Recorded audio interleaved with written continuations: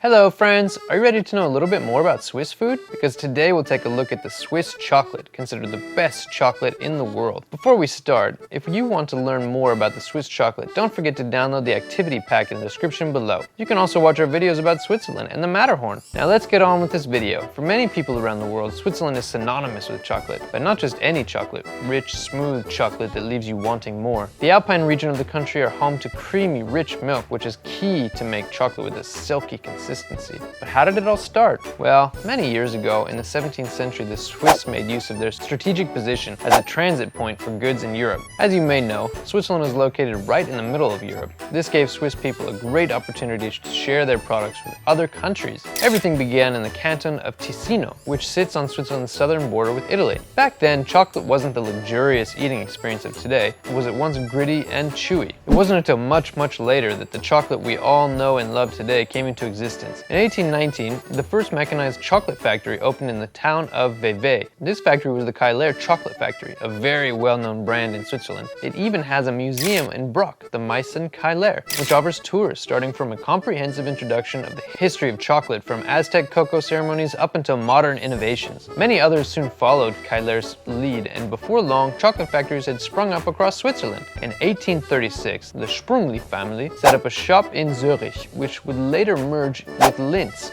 a Bern-based factory, in 1892. Now the Lindt Home of Chocolate, a museum located in Kirchberg near the shores of Lake Zurich, has been designed specifically for visitors that share a love for chocolate. The Lindt Museum offers unlimited tasting chocolate from their master chocolatiers. It's like a real-life Willy Wonka factory. But Swiss people weren't just making chocolate, they were innovating with it as well. In Vevey in 1867, Daniel Peter opened up his chocolate factory, and with the intention of selling more chocolate, he decided to experiment a little bit by adding milk powder made by a friend to his product. By doing this, he created the world's first milk chocolate. Do you know what the name of Daniel Peter's friend was? It may sound familiar. His name was Henry Nestle. Yes, that Nestle. But the inventors didn't stop there. In 1908, Theodor Tobler, working in his factory in Bern, suddenly decided to throw milk chocolate, nougat, almonds, and honey all together and pressed it into triangular shape, giving life to the infamous Toblerone bar. Yes, the iconic Matterhorn is Toblerone's logo.